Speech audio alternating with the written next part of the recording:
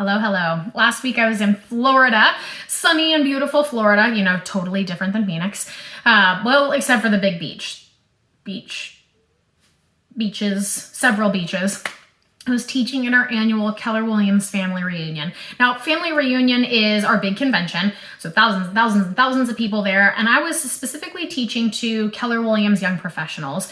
That group is something that I've grown up with and I have absolutely had my heart a part of, and it was very fun to be able to kick off a 4-part series on financial wealth and building your financial picture.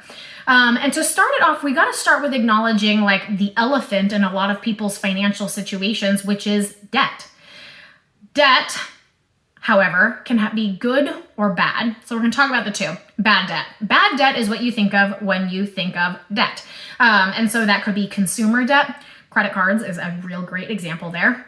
That could be, getting a car, right? We can't afford to pay for the car, so we take out a loan. That's bad debt. It's a depreciating asset. That's what makes it bad. So a good rule of thumb would be bad debt is anything that doesn't move you forward financially, that doesn't cause you to grow as a result of something that you have purchased or taken a loan out against.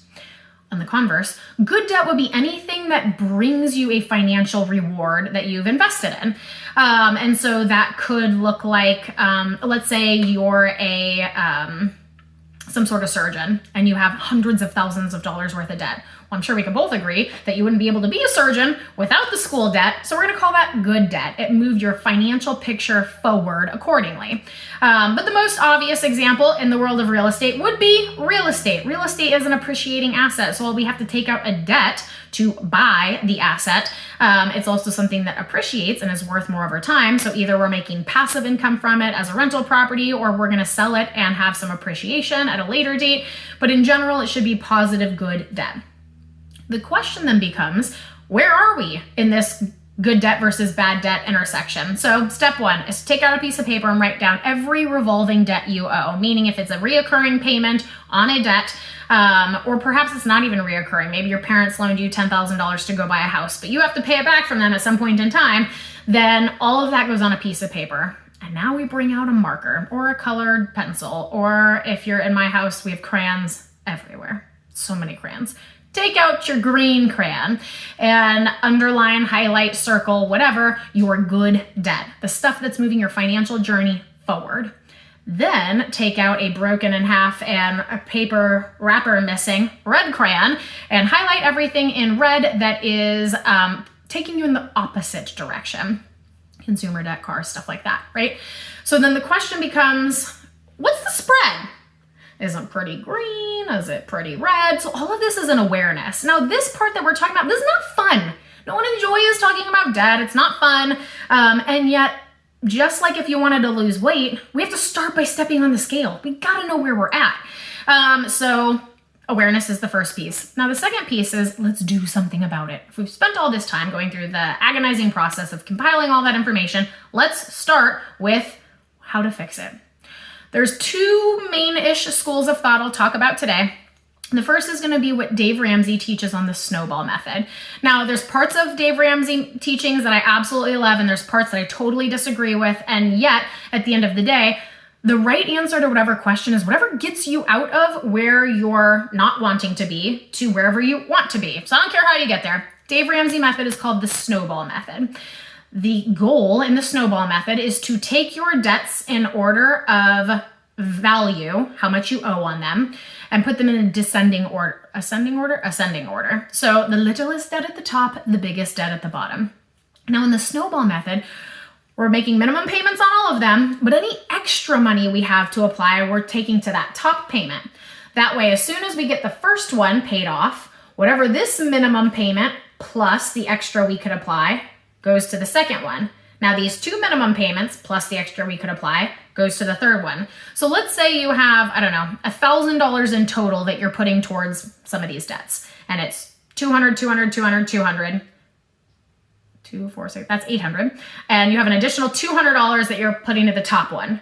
Now when this one gets paid off, we've got the 200 from the first one, the 200 from the second one, plus the extra bonus we were putting on the 200. So now we have $600 going to the second one. Once that gets paid off, we have $800 going to the third one. And once that gets paid off, we have all 1,000 going towards the last one. And the snowball method and why it's really widely advocated is because it's a fantastic solution for your mindset around finances. Paying something off feels good. Like, who doesn't want to get that little weight off your back? So that feels good. If that feels good to you and that's right, do that. Is it the right financial decision? That's where the argument shows up at. The other school of thought is a similar method, but taking them and instead of organizing them by amount owed, organizing them by interest rate. This one, we start with the most expensive interest rate at the top. Credit cards are probably going to be that. And the lowest interest rate, student loans or your car or something, is probably going to be at the bottom. Now, in the same one, we have to pay all of our minimums. That's not changing.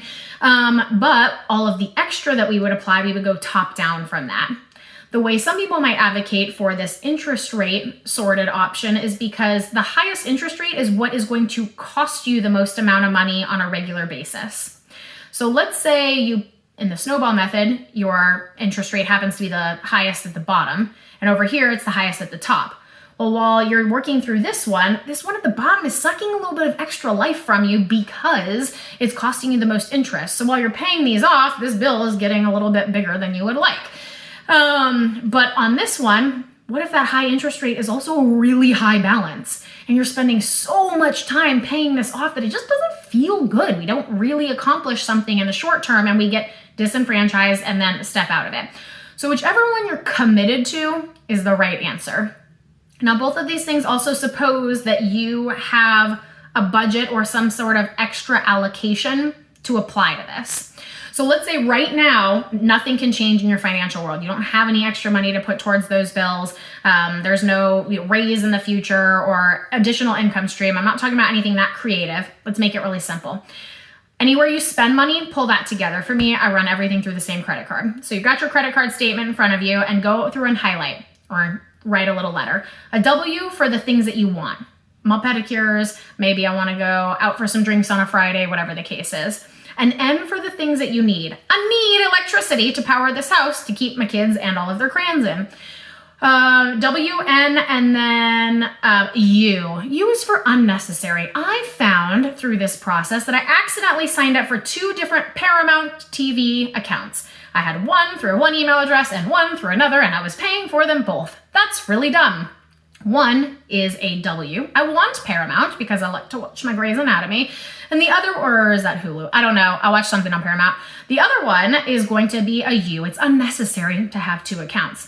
Now, all of these U's for sure, and some of the W's, let's scrap that. Whatever that total amount is, you can now apply that towards your debt without changing anything in your financial picture, but scrapping some of the stuff that you don't need. It's a good baby step. If you have any questions, let me know. If you've had success with this, let me know. I want to know what you've done for debt in the past so I can help teach other people in the future. Enjoy your day.